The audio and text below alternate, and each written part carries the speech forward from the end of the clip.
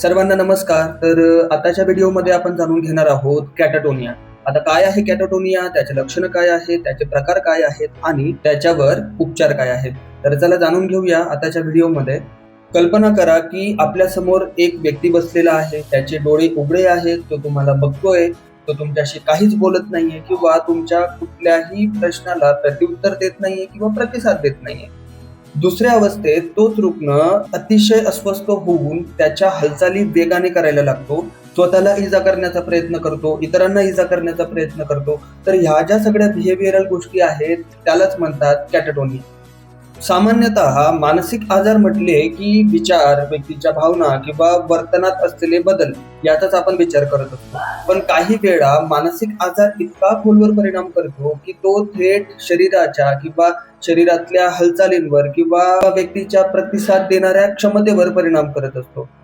अशाच ज्या अवस्था असतात त्या अवस्थांनाच आपण म्हणतो कॅटाटोनिया. कॅटाटोनिया ही केवळ फक्त शांत बसणे किंवा बोलणे बंद करणे किंवा स्तब्ध होणे अशा इथपर्यंत मर्यादित गोष्टी नाहीयेत. तर ही एक अशी जटिल अवस्था आहे की ज्यामध्ये व्यक्तीचं मन, व्यक्तीचं शरीर, त्याच्यात जो समन्वय आहे तो समन्वयामध्येच बिघाड निर्माण होतो. तर याचा परिणाम काय होतो, तर काही वेळा रुग्ण पूर्णपणे स्तब्ध होतो, तर काही वेळा तो एवढ्या तीव्र हालचाली दाखवतो की त्याच्या हालचाली किंवा त्याला कोणीही नियंत्रित करू शकत नाही.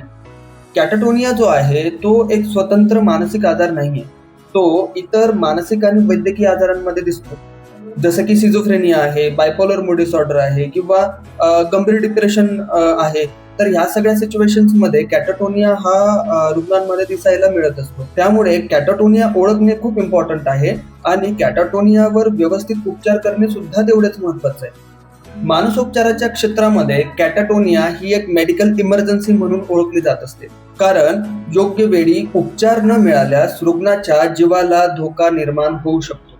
परंतु चांगली गोष्ट अशी आहे की योग्य निदान आणि योग्य उपचाराच्या साह्याने व्यक्ती हा पूर्णपणे बरा होऊ शकतो.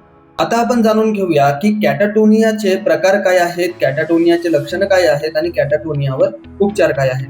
जर आपण कॅटाटोनियाच्या प्रकारांच्या बाबतीत विचार केला तर असं सांगता येईल की कॅटाटोनियामध्ये प्रमुख 3 प्रकार आहेत. त्याच्यातला पहिला प्रकार म्हणजे स्टफोरोस कॅटाटोनिया, म्हणजेच स्तब्ध होणे.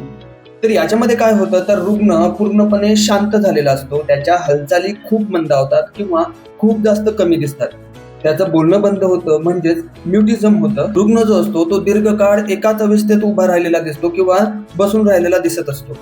दुसरा प्रकार आहे एक्साइट कॅटाटोनिया. आता त्याला आपण उत्तेजित प्रकार असं पण म्हणतो. याच्यामध्ये बेसिकली काय होतं, तर अतिशय वेगवान आणि अनियंत्रित हालचाली व्यक्तींमध्ये दिसून येत असतात. व्यक्ती ओरडायला लागतो, अस्वस्थ होतो किंवा आक्रमक वर्तन त्यांच्यामध्ये खूप जास्त प्रमाणात दिसून येत असतं. तसंच तो स्वतःला किंवा इतर व्यक्तींना इजा करण्याचा किंवा काहीतरी धोका निर्माण करण्याचा प्रयत्न करत असतो. तिसरा जो प्रकार आहे कॅटाटोनियाचा तो म्हणजेच घातक प्रकार. आता बेसिकली याच्यामध्ये काय होतं, तर रुग्णाला खूप जास्त ताप यायला लागतो, त्याचे हृदयाचे ठोके खूप जास्त वाढतात, त्याला खूप जास्त घाम यायला लागतो. त्याचबरोबर रुग्णाचा जो बीपी आहे, जो रक्तदाब आहे, त्याच्यामध्ये सुद्धा स्टेबिलिटी आपल्याला दिसून येत नाही. ही जी अवस्था आहे ही अवस्था रुग्णाकडे तात्काळ लक्ष देण्याची अवस्था आहे, उपचाराची गरज असलेली अवस्था आहे. काही वेळेस मेडिकल इमर्जन्सी सुद्धा यांच्यामध्ये दिसून आलेल्या आहेत. आता आपण बघणार आहोत की कॅटाटोनियाची लक्षणं काय आहेत आणि कॅटाटोनियावर उपचार काय आहेत. साधारणतः कॅटाटोनियामध्ये अनेक प्रकारचे लक्षणं दिसत असतात, जसे की त्यांच्यामध्ये काही मोटर सिम्पटम्स दिसतात, जसं की त्याला आपण म्हणू शकतो की हालचालींच्या संबंधित असणारे लक्षणं. याच्यामध्ये काय होतं, तर रुग्णाच्या ज्या हालचाली आहेत त्या हालचाली एकदम स्थिर होतात किंवा थांबलेल्या अवस्थेमध्ये आपल्याला दिसतात. एकाच स्थितीमध्ये रुग्ण स्तब्ध झालेला आपल्याला दिसतो. तुम्ही जर एखाद्या व्यक्तीला एखाद्या पोझिशनमध्ये बसून गेलात आणि परत तुम्ही अर्धा 1 तासानंतर किंवा 2 तासानंतर परत आलात, तर असे व्यक्ती तुम्हाला त्याच पोझिशनमध्ये बसलेले दिसून येत असतात. दुसरं जे लक्षण आहे ते म्हणजे स्पीच सिम्पटम्स, म्हणजे बोलण्यांच्या संबंधित असणारे लक्षणं. याच्यामध्ये बेसिकली काय होतं, तर रुग्ण अचानक बोलणं बंद करतो किंवा बोलणं कमी करतो. तुम्ही एखादा प्रश्न रुग्णाला विचारला असणार तर तुम्हाला व्यवस्थित आणि किंवा तो प्रत्युत्तरच तुम्हाला देणार नाही. ह्या पद्धतीचे जे लक्षण आहे ते स्पीच सिम्पटम्स मध्ये आपल्याला दिसून येत असतं. दुसरं जे लक्षण आहे ते म्हणजेच बिहेवियरल सिम्पटम्स, म्हणजे वर्तनाच्या संबंधित असलेले लक्षणं.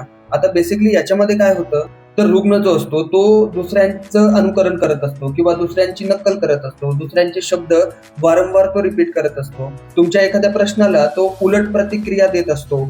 एखाद्या सिच्युएशनला तो व्यक्ती खूप जास्त विचित्रपणे हँडल करत असतो किंवा एखाद्या सिच्युएशनला वारंवारपणे त्याच्याकडनं रिपिटेशन बघायला मिळत असतात. उदाहरणार्थ, एखादा रुग्ण जर डॉक्टरांकडे गेला असला आणि डॉक्टरांनी त्याला म्हटलं की तू उठून बस, परंतु तो उठून न बसता एकदम स्तब्ध आणि घट्ट अशी अवस्थेत बसलेला असतो. त्यालाच आपण कॅटाटोनियाचे बिहेवियरल सिम्पटम्स असं म्हणतो. या सर्व लक्षणांबरोबरच काही इतर लक्षणं सुद्धा त्यांच्यामध्ये दिसू शकतात, जसं की अन्नपाणी न घेणे, स्वतःची काळजी न घेणे, नियमित आंघोळ न करणे किंवा त्यांच्या शरीरात स्टिफनेस डेव्हलप होणे. तर यासारखी लक्षणं सुद्धा कॅटाटोनियामध्ये दिसू शकतात. कॅटाटोनिया हा उपचार योग्य आजार आहे. जर रुग्णाला योग्य वेळी योग्य निदान आणि उपचार मिळाला तर कॅटाटोनिया बाधित रुग्ण व्यवस्थित होऊ शकतात आणि त्यांचं जीवन सामान्यपणे ते जगू शकतात. आता आपण जाणून घेऊया की कॅटाटोनिया होण्याची कारणे काय आहेत किंवा कुठले कुठले कारण असे आहेत की कॅटाटोनिया होण्याला ते जबाबदार आहेत. याच्यात पहिलं कारण आहे की मानसिक आजार. आता विविध मानसिक आजारांमध्ये सुद्धा कॅटाटोनिया हा दिसत असतो, जसं की सिझोफ्रेनिया हा जो मानसिक आजार आहे तर याच्यामध्ये सुद्धा कॅटाटोनिया हा आपल्याला दिसत असतो. त्याचबरोबर बायपोलर डिसऑर्डर आहे किंवा गंभीर डिप्रेशन आहे, यांच्यामध्ये सुद्धा आपल्याला कॅटाटोनिया हा दिसून येत असतो.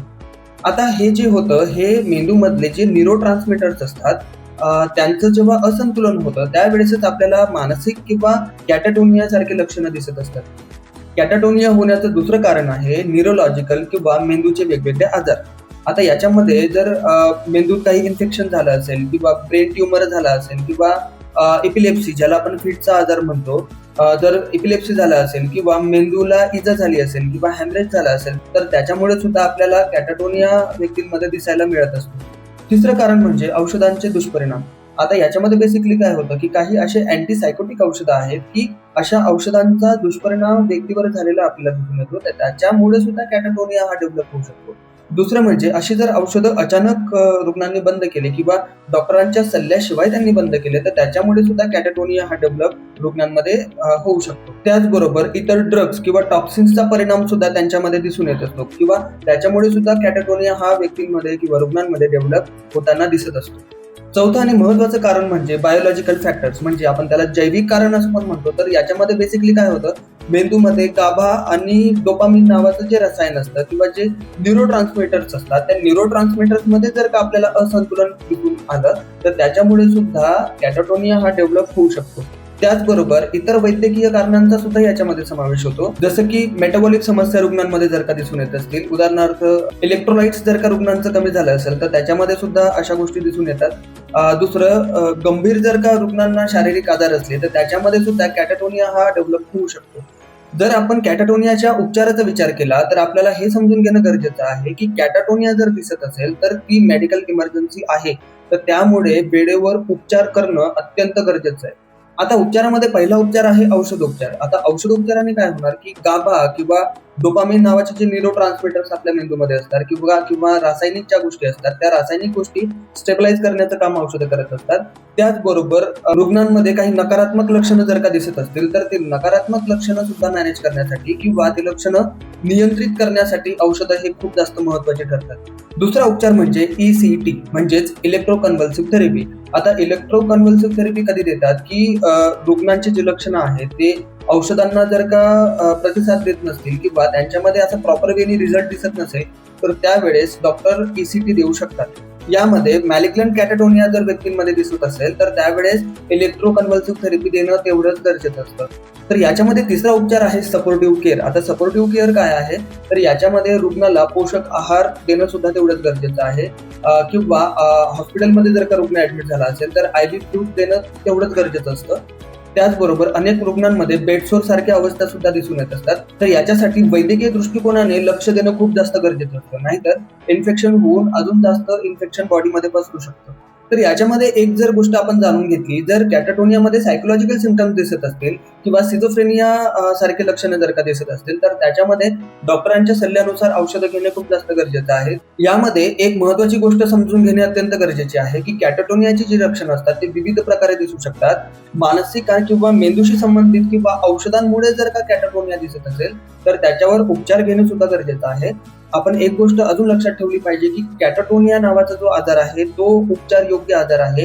योग्य वेळी योग्य उपचार घेतल्यानंतर कॅटाटोनिया हा पूर्णपणे बरा होऊ शकतो आणि रुग्ण त्याचं आयुष्य सामान्यपणे जगू शकतो.